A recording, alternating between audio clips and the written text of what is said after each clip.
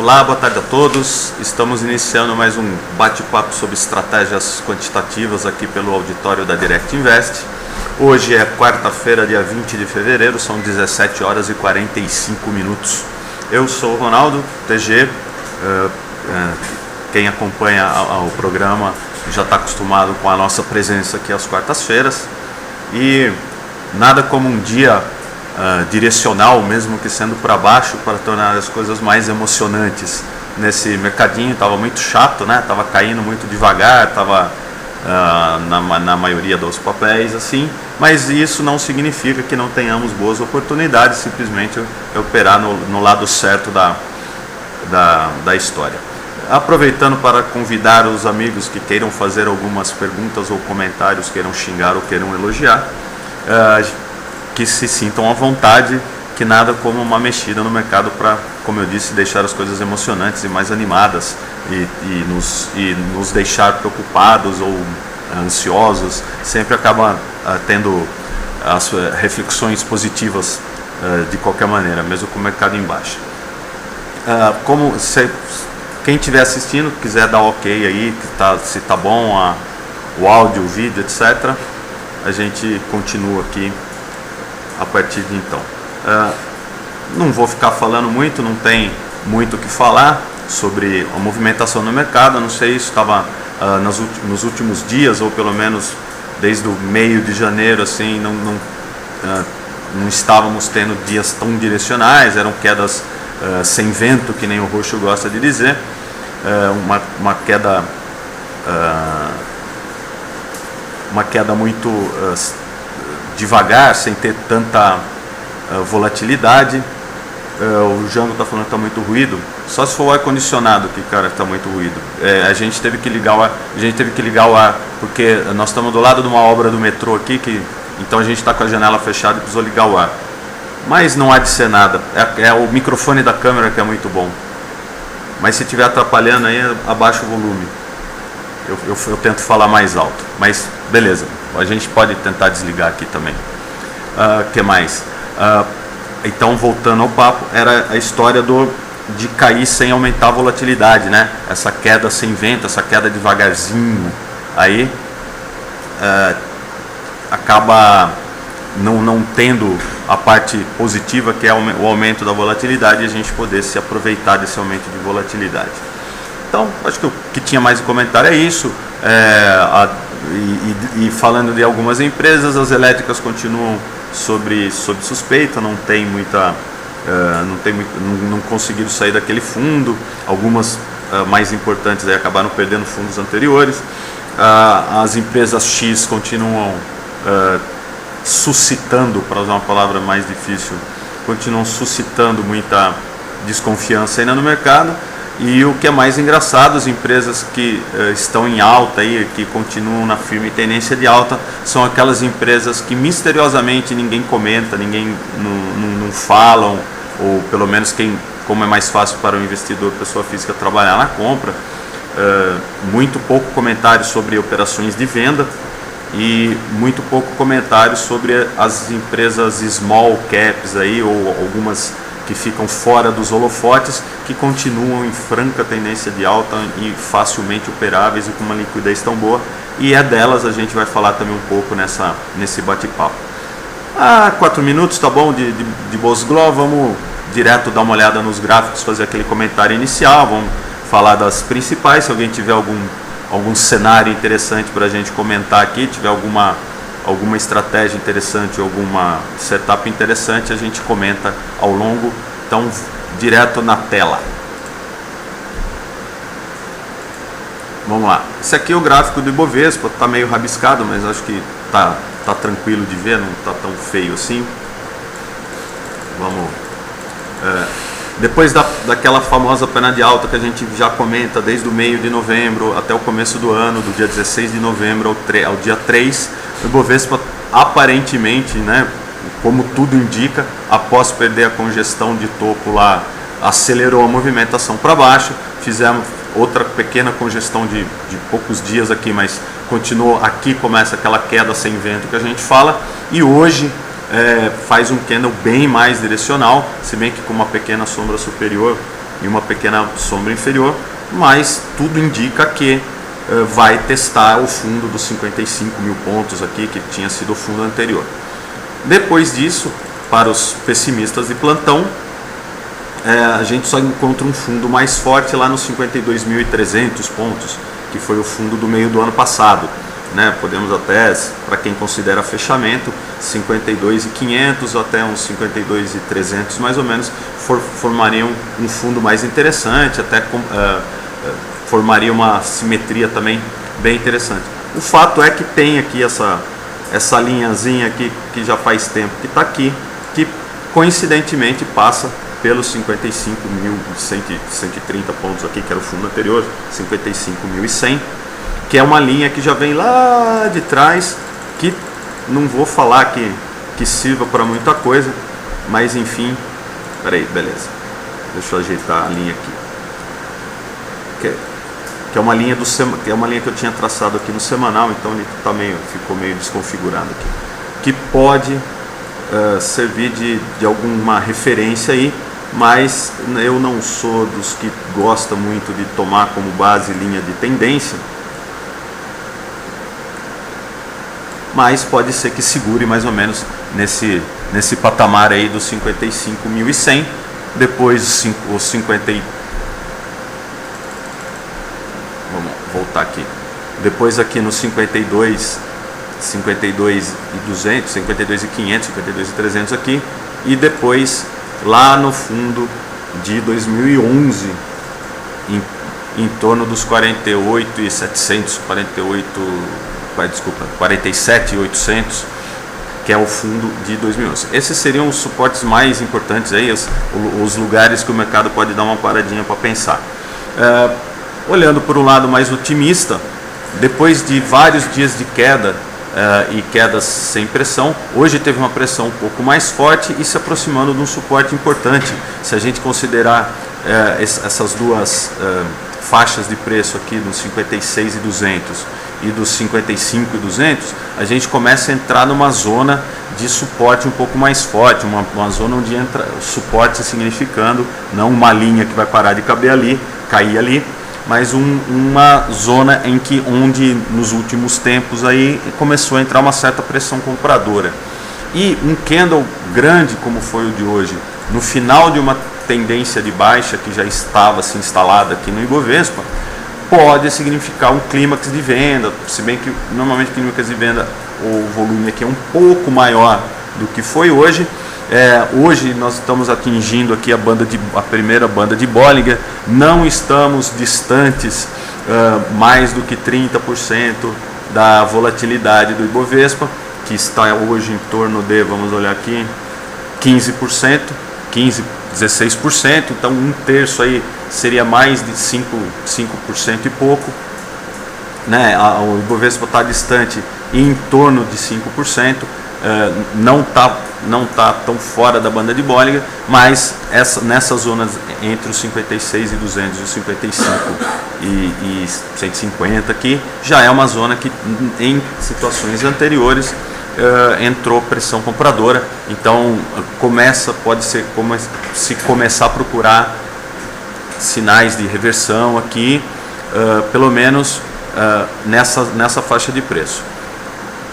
No curto prazo, como eu disse, essa faixa pode segurar o Ibovespa por um tempo e depois por um prazo um pouco mais longo, o Ibovespa tende a cair mais uns 5% aí, 6%, que seria para atingir o fundo da congestão. Como aqui nós temos duas, temos o fundo anterior, temos essa reta de uma linha de tendência aqui, uma reta, uma linha inclinada de tendência aqui, de suporte, pode ser que pare para dar uma pensadinha, não significa que vai reverter, simplesmente pode congestionar por um tempo aqui e seguindo essa simetria que a gente já fez aqui, pode voltar a testar lá os 62 mil pontos, 63 mil pontos aqui, olhando na simetria. Mas o normal seria que, olhando a assimetria, ele congestionasse nessa faixa de preço, cheio de notícias negativas em relação ao Brasil e a desconfiança dos investidores em relação ao Brasil. O Brasil está meio saindo da moda no investimento em renda variável. Então, olhando a simetria, é possível que se repita essa congestão para o lado de cá, pelo cenário. Mas colocando as zonas de suporte aí e as zonas de reversão, procurando alguns sinais de reversão, fica bem fácil. Eu acho que tinha para falar para o Ibovespa é isso. A gente não fez o comentário a semana passada, né, na quarta-feira de carnaval, tinha pouca gente no auditório, a internet não estava, tanto a internet quanto o live stream não estavam muito estáveis, então a gente resolveu falar tudo essa semana, e hoje a gente faz um programa um pouco mais longo e tira o atraso no bom sentido. Podemos dar uma olhada no semanal do Ibovespa aqui, já que faz tempo que a gente não comenta o prazo mais longo, aí fica bem mais fácil de ver a congestão que o Ibovespa está. Então tem uma congestão mais curta aqui, aparentemente formando um triângulozinho aqui ascendente, que não quer dizer nada. No semanal não chegou na banda de Bollinger ainda, a banda de Bollinger está mais próxima dos suportes que eu citei anteriormente, nos 53.200, 52.500, 52.300 aqui, 500 aqui embaixo, é onde poderia ter entrada de uma força compradora mais no semanal. Opa, deixa eu ajeitar isso aqui que sempre acontece isso. Acumulação, o indicador de acumulação e distribuição do Ibovespa no semanal também permanece dentro do canalzinho aqui, formado aqui, né, desde essa congestão anterior. Está só apenas a acumulação confirmando a congestão maior aqui que se encontra. Para quem quiser traçar a figura, dá para a gente enxergar um triângulo aqui, dá para a gente enxergar um monte de coisa, mas o fato é que o Ibovespa, desde o meio de 2011, está oscilando aí entre os 47 e os 69 mil pontos aqui, fez o fundo em 47, fez o topo em 69.300 e com pequenas oscilações em torno disso. Se a gente olhar essas médias mais longas, a gente vê que nos últimos tempos aí, desde julho do ano passado, o Ibovespa continua,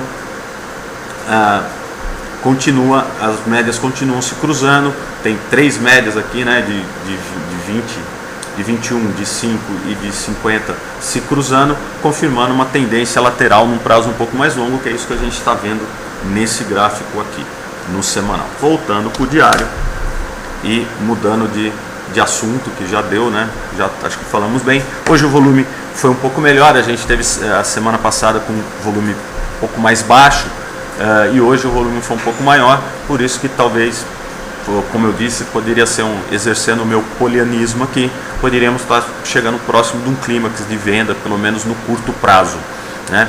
Mas nada que também não impeça do Ibovespa aí naqueles patamares que eu citei anteriormente, cair mais uns 5% aí pelo menos. Mudando, vamos para comentar a Petrobras, dando uma atualizada na Petrobras, né? Seguindo aquele roteiro que a gente sempre faz, comenta o Ibovespa, depois fala de Petro, Vale, e daí podemos falar de algum papel, de algum cenário solicitado aí. A Petrobras, depois de perder o triângulo aqui, o trianglinho simétrico aqui, né? Estou traduzindo para análise técnica tradicional, mas eu já tinha cantado essa bola, né? Que é a zona dos 19,30, se perdida, teria uma aceleração do movimento para baixo. Foi efetivamente o que aconteceu. A Petrobras fechou aqui no início de fevereiro, e quando saiu o balanço ruim, chegou a abrir com um gap enorme aqui, fazendo uma abertura em 17,30 aproximadamente, e depois congestionou. Engraçado que perdeu também o fundo da congestão anterior, acelerou o movimento para baixo, fez um dublê de pullback aqui, e agora congestiona novamente. O que eu imagino, se a gente funcionar uma simetria torta aqui, é que essa congestão é parecida com esta congestão aqui, simplesmente a simetria aqui está um pouco mais torta, está um pouco mais tombada aqui para a direita. Ontem, para quem trabalha no curtíssimo prazo, a Petrobras chegou a ameaçar um rompimento da congestãozinha aqui de fundo, com volume na média, vamos dizer. Então necessário seria, para ter um sinal mais forte né, de um efetivo rompimento. O fato que ela chegou a ter um fechamento maior do que o topo da pequena congestão de curto prazo aqui, e hoje, assim como todo o mercado, ela reagiu, voltou para baixo. Essa região dos 17,40 aí é um fundo anterior, né, assim, como era os 18 aqui. Essa região dos 17,40 é um fundo anterior que pode ser um divisor de águas aí para o mercado. Eu vou até aumentar um pouco aqui, depois a gente põe no semanal. Mas essa região dos 17,40, 17,50 aqui, então esse fundo é 17,30. Mas tudo bem, esse fundo dos 17,30, 17,40, 17,50 seria um divisor de águas para a Petrobras, literalmente falando, porque a perda dessa zona de preço seria extremamente negativo para a Petrobras. Eu vou tentar colocar aqui no semanal para a gente olhar melhor.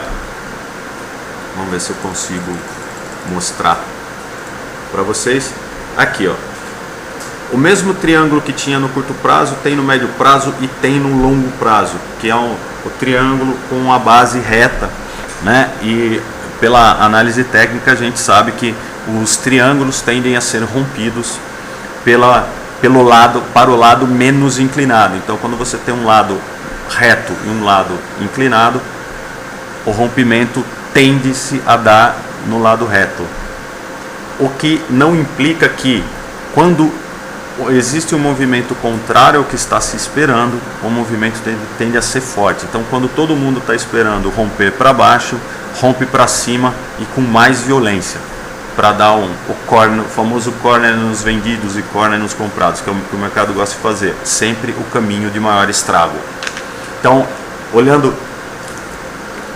numa análise mais, num olhar mais fractal, se a gente lembrar, eu também já tinha comentado isso no chat antes do carnaval, o mesmo triângulozinho que foi rompido aqui, a gente tem aqui e tem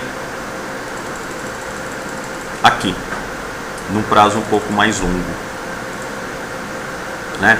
Então é bom, baseado nisso, é a minha tese de que se a Petrobras perder os R$17, R$17,30 aí, a coisa fica bem, mas bem feia. Eu diria que por um longo prazo, olhando graficamente, o objetivo da perda dos R$17,40 para a Petrobras seria em torno de R$11, caso ela perdesse essa zona de preço. É lógico que não vai cair direto, não vai de 17 para 11 de um dia para o outro.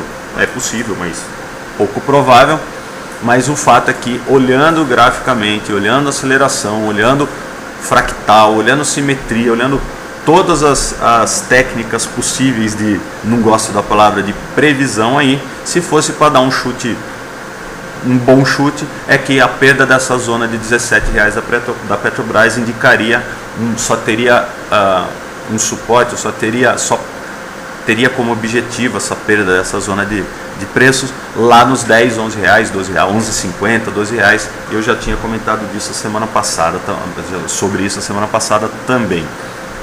Então é bom ficar de olho nessa faixa de preço.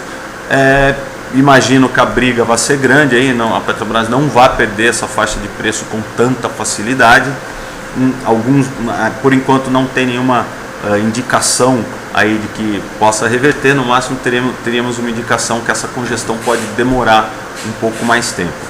Um lado negativo é que a média de 21 aqui na Petrobras já está se aproximando dos preços, o que pode indicar aí que essa congestão não vai ser tão duradoura assim, pelo menos no nível diário, olhando de um ponto de vista mais diário.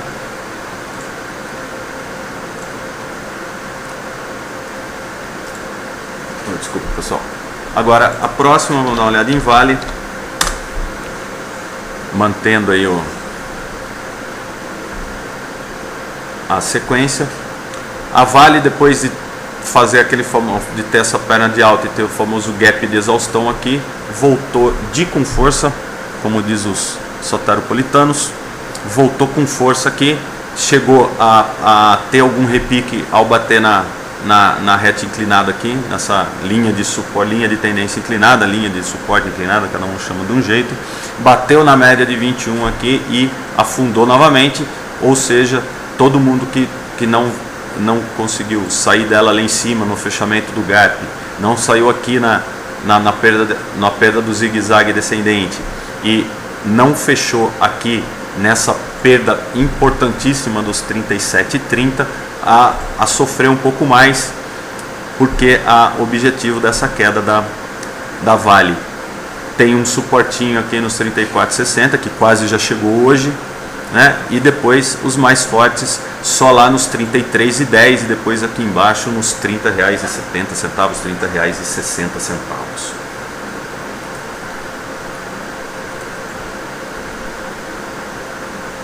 Opa, deixa eu dar uma... Então, mas exercendo o polianismo, de novo, a Vale já se encontra nessa congestão há muito tempo, né? Nessa 30, 32 reais aqui e vai até os 42 reais aqui. Quem gosta de operar congestão poderia estar operando isso, quem gosta de operar opções também pode se proteger melhor dessas quedas abruptas da Vale aí. O fato é que a simetria não é muito interessante, indica que a Vale só vai encontrar uma zona de compra lá nos R$ 33,00, R$ 33,60 aqui embaixo, e depois lá nos R$ 30,00. E num prazo um pouco mais longo, para facilitar a visão, é essa congestão que eu me refiro, né? Então aqui seria, essa zona seria os R$ 30,00, que ela só perdeu nesse dia aqui, quase fez um Twin Tower, enforcados gêmeos aqui embaixo. Mas no semanal é isso, a perda dos 33, que é o suporte de preços, a zona de preços onde entra a compra, é aqui que eu estava me referindo, 33,60, 33,70. E ela já está próximo disso, hoje já fechou bem, fechando hoje em 34,80, teria mais 3% para cair até encontrar uma zona de preços da onde nos períodos anteriores entrariam compras. Opa. Olhando no gráfico diário, procurando algum setup de contratendência, eu imaginaria pelo menos mais um dia de queda aqui na Vale para ter algum tipo de reversão, né? Hoje já tivemos uma aceleração, dá uma olhada aqui.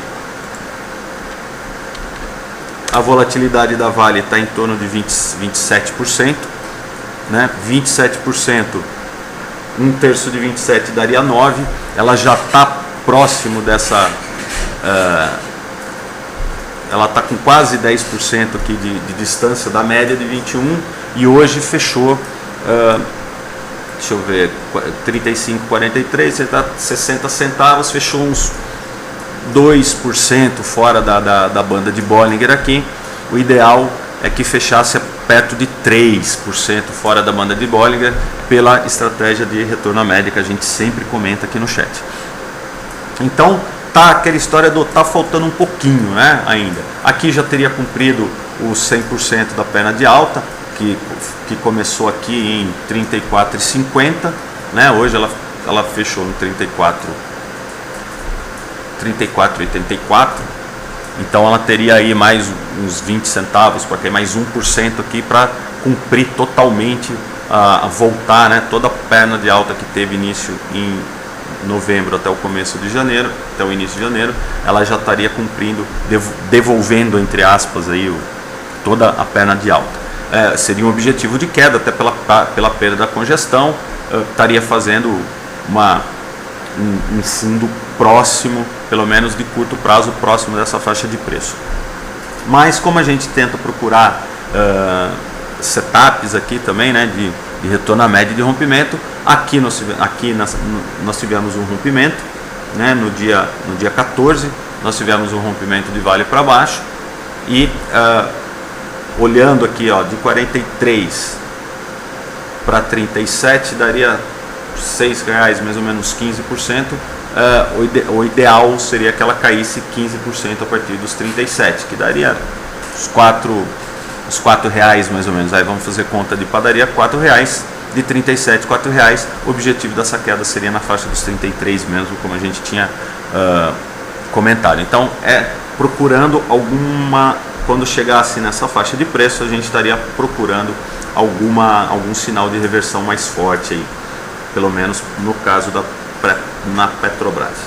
Coisa muito diferente do que a gente está vendo no patinho feio da bolsa aí, na OGX, né? Depois de perder uma zona clara de suporte em torno dos R$ 4 e pouco aqui, né? Chegou até a ameaçar um pequeno rompimento, bateu na banda de Bollinger de cima e veio forte para baixo, sem nenhum sinal, sem nenhuma perspectiva de memória. Hoje até ameaçou fazer alguma movimentação mais forte, algum sinal de reversão aqui, mas no final do pregão, assim como todo o mercado, acelerou mais forte para baixo. Ainda não tem nenhuma divergência, não tem nenhum tipo de entrada na OGX tão claro aí. Existe muita desconfiança em relação às empresas X ainda, e isso acaba respingando, uma respinga na outra. Sempre que tem uma notícia ruim sobre uma empresa da holding, acaba respingando um pouco na outra, o que dificulta a recuperação. Mas como a gente aqui só está procurando sinais estatísticos, sinais gráficos estatísticos, temos que esperar algum novo congestionamento para tentar fazer a entrada aqui na OGX. Não temos nada ainda, no máximo que a gente tem é o fundo de ontem, em torno de R$ 3,10 mais ou menos.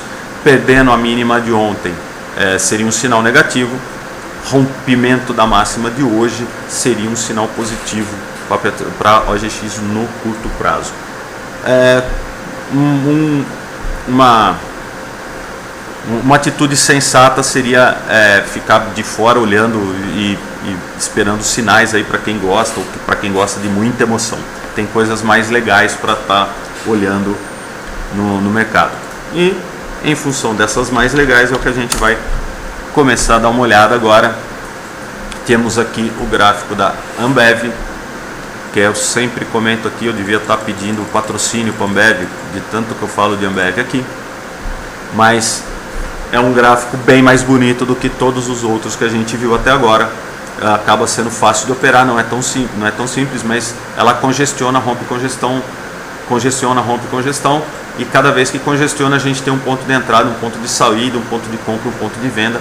Realmente muito fácil de operar Ambev, tirando pelo preço, né? Para pequenos investidores fica mais complicado. E aqui a gente vê também a contração da banda de Bollinger já prenunciando ou indicando que podemos ter um movimento forte de Ambev aí nos próximos dias. Suporte aqui da Ambev, uma zona onde tivemos entrada de compra em R$ 90 e a resistência em R$ 94, uma congestãozinha de 5%. A acumulação aqui ligeiramente descendente, mas nada aqui de indicação de distribuição nem nada do gênero. Realmente muito fácil de operar um ativo assim, comprar e esperar romper a congestão e entrando e saindo aos poucos, sempre naquela realização parcial e na entradas parciais, entradas e saídas parciais que a gente sempre comenta. Outro que está também interessante, uma small cap aí, Bematec, né? Que por ser small cap, mas hoje já teve um belo movimento aqui. Esse aqui, se a gente usar o rastreador inteligente, da Bematec, do Shark Broker, ele teria avisado a gente sobre esse volume de hoje, mas de novo entrando naquele nosso setup de rompimento que a gente sempre gosta de usar, fez uma máxima, fez uma mínima. Hoje a Bematec rompeu com volume muito acima da média. Como é uma small cap que movimenta em torno de R$ 2 milhões por dia, já daria para entrar sempre com, no máximo, daí seria um filtro de liquidez. A gente entra no máximo com 1% da movimentação diária dela em média, ou até menos, né, 0,5% aí. Então, para quem não gosta de investir muito dinheiro, sempre fazendo entradas parciais, e uma small cap como essa daria para ela ter uma liquidez boa, né? Como eu disse, uma média de 2 milhões já dá para brincar, já dá para entrar com pelo menos 20 milzinho aí na Bematec, já daria para entrar nesse belo rompimento dela hoje, que é o que a gente sempre exemplifica, sempre comenta, com uma congestão de topo, rompida, com candle totalmente direcional e com volume 3 vezes a média, 2,5 vezes a média. Então, esse aqui é um exemplo de rompimento de livro, assim como já tinha sido esse rompimento aqui no dia 21 de janeiro. Rompeu, fez pullback e rompeu de novo. Então, quem acompanha o rompimento, mesmo sendo small cap, tinha que estar de olho em Bematec 3. O Marcão faz uma pergunta aqui. Marcão, como é que estão as coisas aí? Manda um abraço pro povo aí, nosso amigo Marcão, que sempre acompanha. TG, boa tarde, a Pomo está retornando à média, pode comentar? Podemos comentar, tá na lista.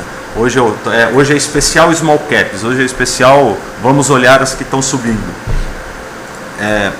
Outra que eu vi hoje, que me chamou a atenção, foi Ultrapar. É isso, Ultrapar, se não é? Ultrapar. Olha o movimento que a Ultrapar também está fazendo. Ela chegou a ficar congestionada há bastante tempo aqui, né? Apesar de estar numa tendência de alta clara aqui, ela andou congestionada, fazendo alguns movimentos descendentes, mas desde outubro do ano passado ela está numa tendência de alta, as 3 médias estão alinhadas, tendo vários rompimentos, várias oportunidades de entrada aqui. Não é tão simples por ser uma small, mas é uma small que movimenta mais do que a Bematec lá. Hoje, por exemplo, ela movimentou 83 milhões, ela tem 53 milhões, não é tão small cap não, já é uma empresa bem grande, né? Mas o fato é que ela teve vários rompimentos, e a partir desse rompimento aqui, as médias já estavam alinhadas. Então, para quem não... Aqui estava mais complicado operar, mas a partir dos 45 tinha obrigação de entrar para quem gosta de operar rompimento. E agora, depois dessa congestão aqui, ela ensaiou um falso rompimento. Olha o aumento de volume que teve na Ultrapar depois, no começo desse ano, né? Essa movimentação aqui, esse rompimento aqui, a partir daqui, quem opera rompimento obrigatoriamente teria que estar de olho em Ultrapar, seja por filtro de volume, seja por filtro de movimentação. E o mais legal, aqui a média curta encostou na média e tivemos um rompimento com candle abrindo na mínima, fechando na máxima, com um volume monstruoso, etc, etc, etc. Todas as condições que a gente gosta de comentar, que a gente sempre comenta. A acumulação dela desde o fundo aqui só ascendente, praticamente ascendente o movimento todo. Então é esse tipo de empresa que a gente tem que estar de olho e de filtrar para chegar nelas. Outra que eu não lembro se eu cheguei a comentar, acho que eu comentei a semana passada, que era a Grendene. Hoje fez uma movimentação mais negativa, mas como eu tinha comentado dela na semana anterior, ela é mais um small cap mesmo. Movimento médio de 6 milhões, hoje movimentou 10 com uma movimentação negativa. Deixa eu dar uma ajeitada aqui na escala, que ela está meio... Ver se eu consigo... Pronto. Ela faz uma movimentação um pouco menor, os candles são pequenos, então ela é uma empresa de movimentação, não adianta você ficar operando candle nela. O fato é que ela chegou a fazer o rompimento que a gente comentou aqui, né? Rompeu o topo nos 17,70 e tal, e logo já fez um candle fora da banda de Bollinger, perdeu a mínima, e hoje tivemos uma boa movimentação para baixo, um candle direcional de venda nela, que pode chegar, aí já chegou próximo do suporte da congestão que ela rompeu. Então esse seria um sinal negativo para a Grendene. Eu só estou comentando ela porque a gente tinha falado nela na semana passada. O Marcão pediu Pomo, vamos dar uma olhada em Pomo, e depois o TG comenta CSN. Vamos lá. Pomo 4, essa, né? O 4, né, Marcão? Pomo 4. A Pomo 4 vem numa tendência de alta há muito tempo, né? Desde o fundo, a gente já tinha comentado esse fundo dela aqui, deixa eu Deixa eu ajeitar o gráfico aqui só, para ficar mais fácil de ver. A minha tela é meio pequena, então não dá para...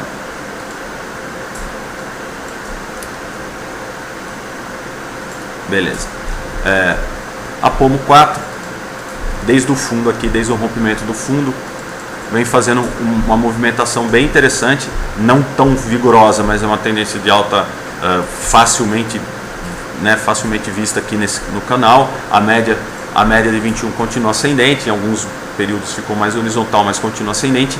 E hoje ela fez um movimento, assim como todo o mercado, ela fez um movimento de perder o fundo anterior aqui, fez um zigue-zague para baixo.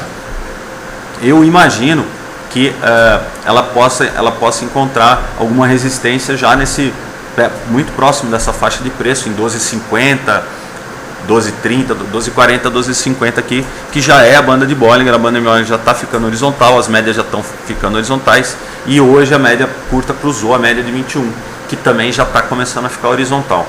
Então, para quem procura compras assim ou alguma congestão de topo, os 12,50, 12,40 aqui seria uma faixa de preço que não deve ser perdida para que a Marco Polo continue na tendência que está.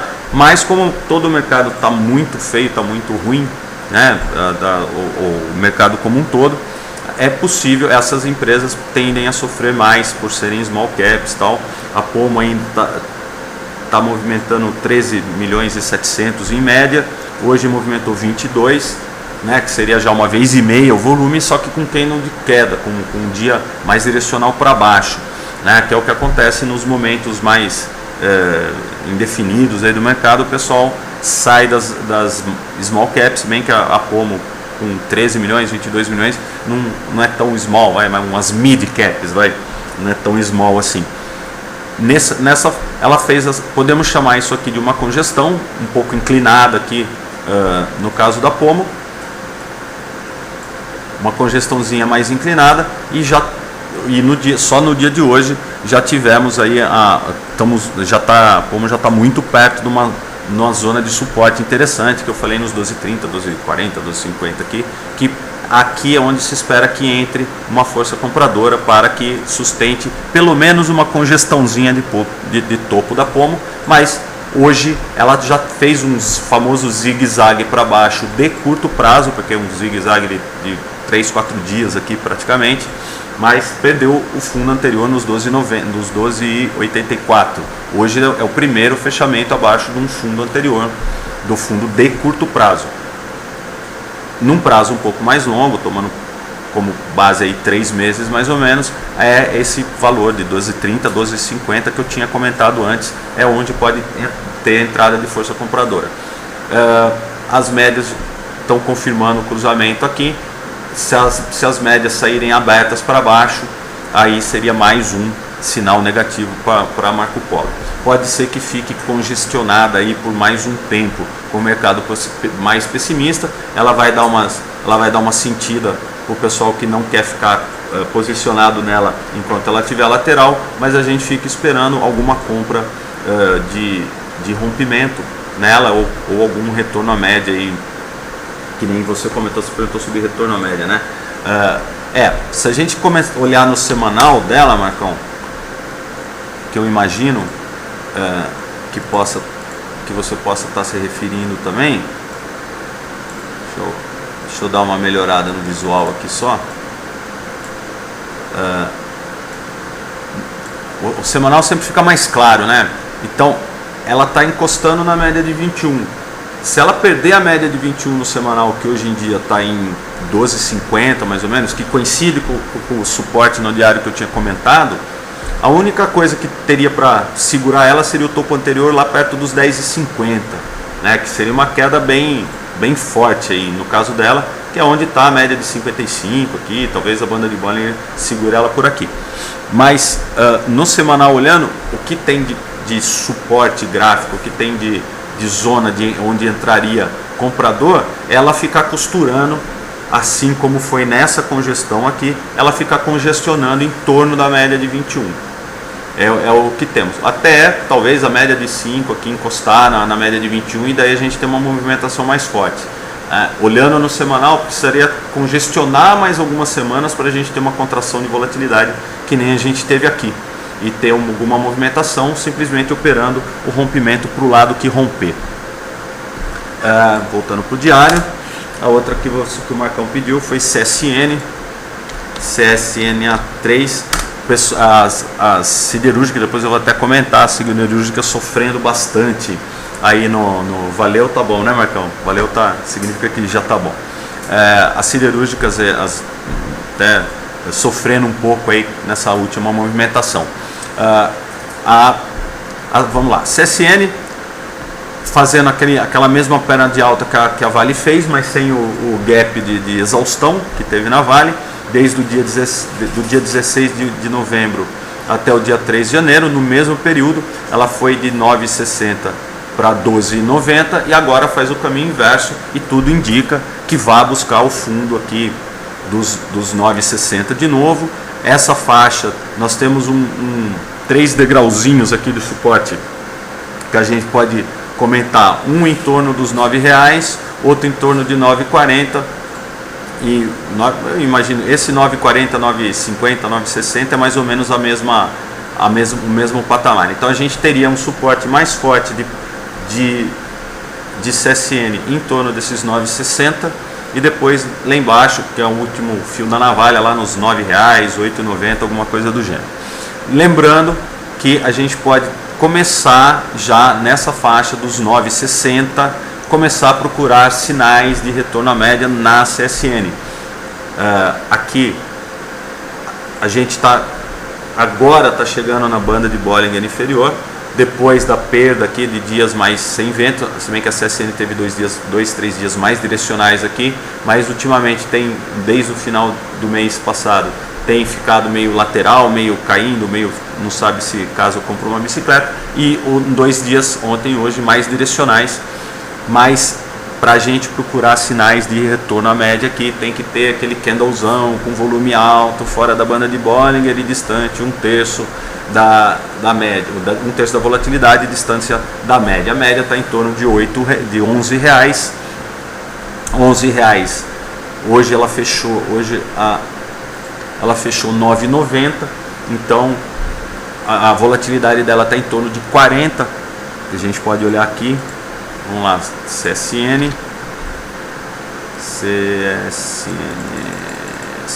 está aqui.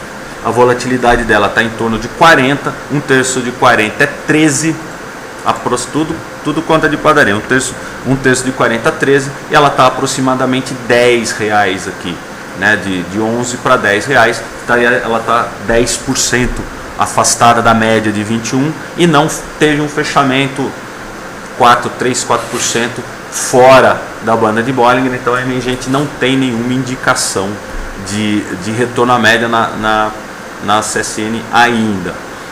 E aqui os indicadores, o acumulação e distribuição vem demonstrando a saída de dinheiro da Vale desde o topo lá em cima, né?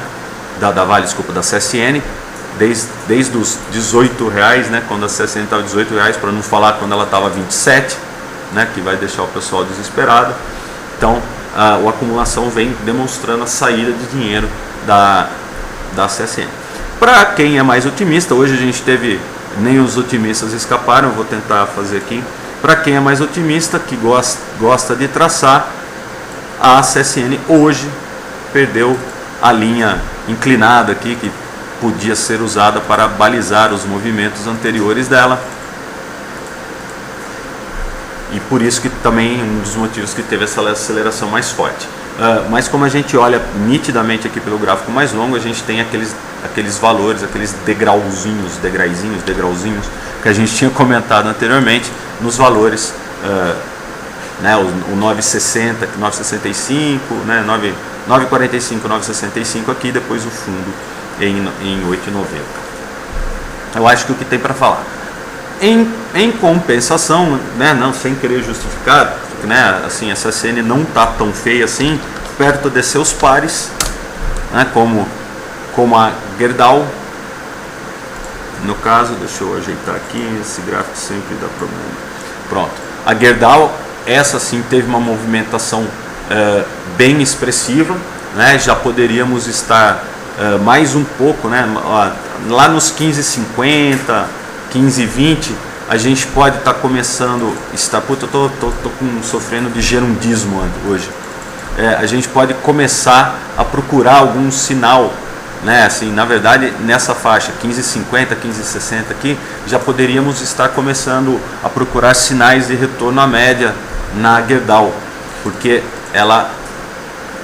hoje a banda de Bollinger está a 16,30, hoje ela fechou 15,73, dá 30, mas dá uns 60, dá uns 4, ela fechou aproximadamente 4% fora da banda de Bollinger.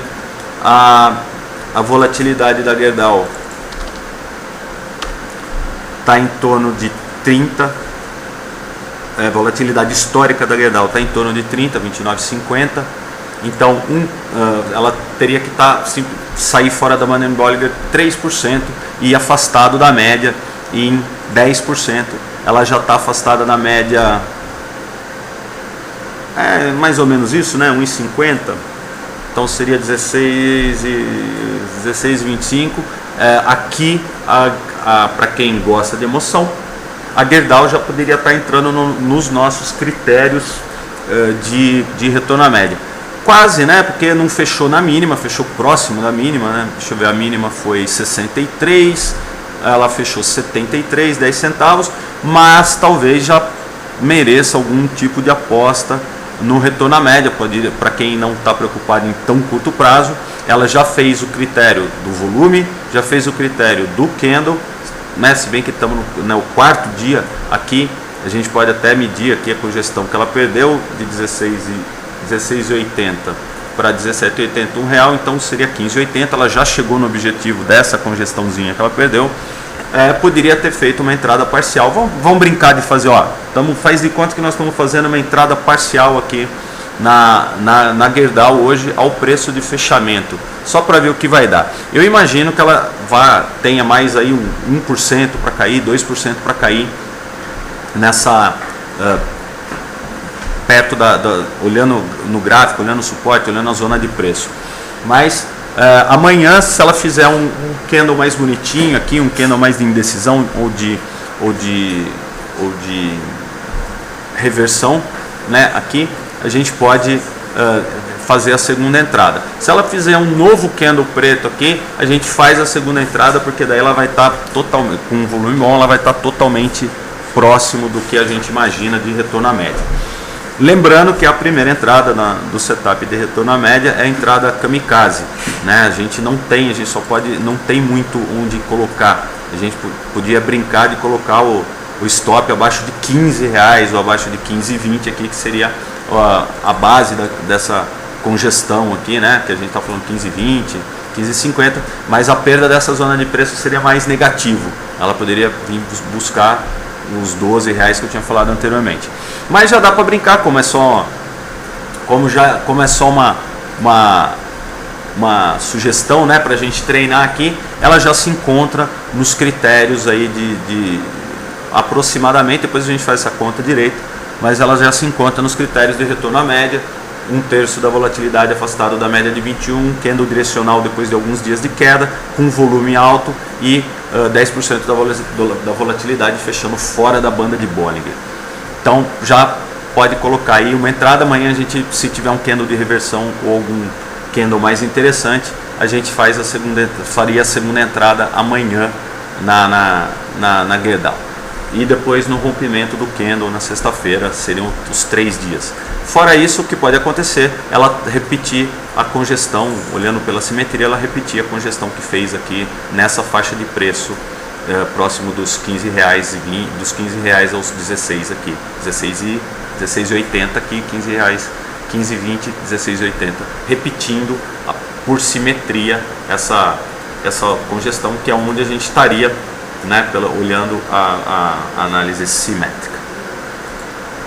Outra da família aí que tá deixando o pessoal mais chateado é o Usiminas, né, que ensaiou aí uma recuperação, deu uma melhorada na desgraça que estava aqui, mas depois que perdeu essa congestão de topo, acelerou. Topo não, né? Topo parcial aqui, fez um pseudo topo duplo. A gente comentou já sobre esse topo duplo aqui, que o objetivo era mais ou menos. Lembra que a gente, se alguém procurar o chat Estratégia Quantitativa ou algum programa especial do final do ano, eu comentei da Usiminas aqui fazendo esse pseudo topo duplo com sinal de reversão, agulhando a banda de Bollinger do caramba 4. E depois que ela perde essa faixa de preço, ela vem para baixo com força. A hora que faz o candle fora da banda de Bollinger, ela dá uma congestionada, mas perde a mínima, volta e afunda de novo. Ou seja, testa a linha de suporte perdida e perde o fundo de novo. Hoje ou ontem, para quem gostaria, ontem foi em fechamento, mas foi um candle de indefinição, mas hoje um candle mais direcional. Lado positivo, polianismo, sessão poliana da Usiminas, ela está em cima de um suporte mais ou menos interessante aqui nos 9,30, 9,40 reais. Depois a gente tem outro nos 8,90 e assim por diante até lá embaixo onde ela chegou, que foi os... Vou colocar no semanal aqui para não deixar o pessoal muito nervoso. Depois a gente tem ali só lá nos 5,50, né? Aqui embaixo, se a gente olhar, ela está nessa na 9,50 aqui, ela está nessa faixa, né? Que seria um suporte aí bem importante pelo semanal.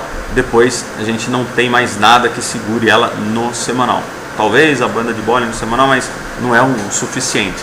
E olhando essa simetria, né, aí seria um bom lugar para os Usiminas começar a pensar em reverter, porque daí a gente estaria fazendo aqui o famoso cabeção-ombro invertido, né, que os analistas técnicos tanto gostam, mas o fato é que para ficar bonita, a Usiminas precisa só acima dos 13,80, 14 reais, é onde a Usiminas daria um alento aí para os investidores.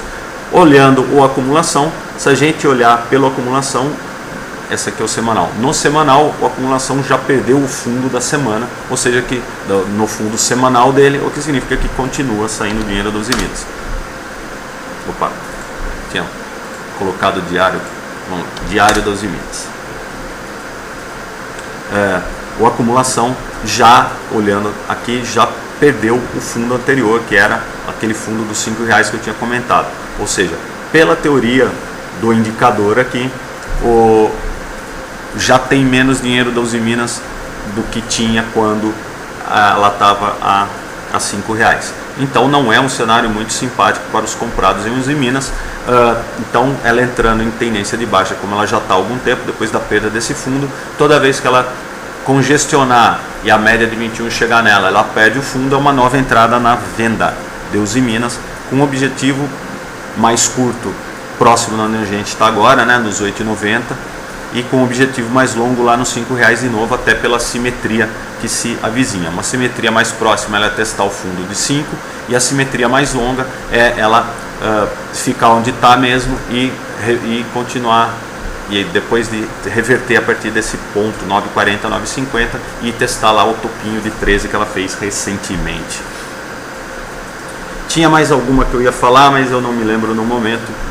Mais alguma ação, mas eu não lembro qual que era. Eu acho que nós estamos falando aqui há 55 minutos.